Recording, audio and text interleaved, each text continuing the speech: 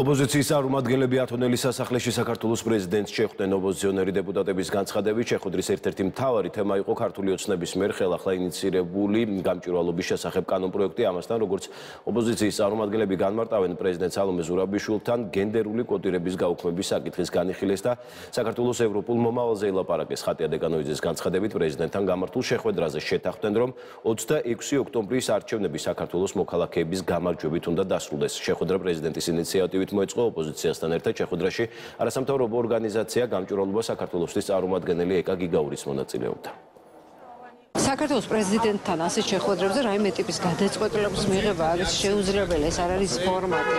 უბრალოდ ხდება აზრთა გაცვლა, გამოცვლა და საუბარი იმაზე, თუ როგორ შეიძლება ავირიდოთ ის უბედურება ამ ქვეყანაში, რასაც ჩვენ ქართული ოცნება გვთავაზობს. სხვადასხვა აქტორებმა მათ შორის ისაუბრეს აქციებზე, იმიტომ რომ არის ძალიან დიდი წინააღმდეგობა და პროტესტი მოქალაქეებში, მაგრამ ჩვენი ვალია, როგორც პოლიტიკოსების, რომ ჩვენ მაქსიმალურად ავსახოთ ის ძალისხმევა, რაც არსებობს ჩვენს ქვეყანაში ევროპული მომავლის რეალიზებისთვის არჩევნებზე. და ძალიან საინტერესო საუბარი, ეს პირველ რიგში ეხებოდა პარლამენტში განვითარებულ ბოლო მოვლენებს, რა თქმა უნდა და იმ ძალიან სერიოზულ საფრთხეს, როგორიც არის თქვა, ევროკავშირის მიმართულებით უკან გადადგმული ნაბიჯი რუსული კანონმდებლობის დაინიცირებით, ქალებზე თავდასხმა, ეს ძალიან მნიშვნელოვანი და ყველა შევთანხმდეთ პრინციპში ამ ყველაფერზე ჩვენი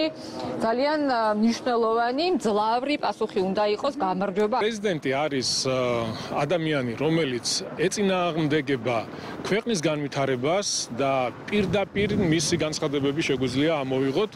აი, როგორ შეიძლება ეს მოიხსენიოთ ადამიანი პრეზიდენტად, რომელიც პირდაპირ ეწინააღმდეგებოდა ქვეყანას მიეღო კანდიდატის სტატუსი.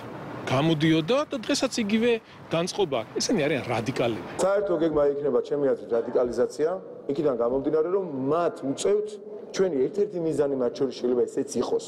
და ძალიან კარგია, რომ ჩვენ დავანახებთ საზოგადოებას, ჩვენ ახალგაზრდებს, რა ტყუილი აკადრეს აი ამ ხალხმა ყველამ ერთად, მათ შორის საქართველოს პრეზიდენტად წოდებულმა ადამიანმაც.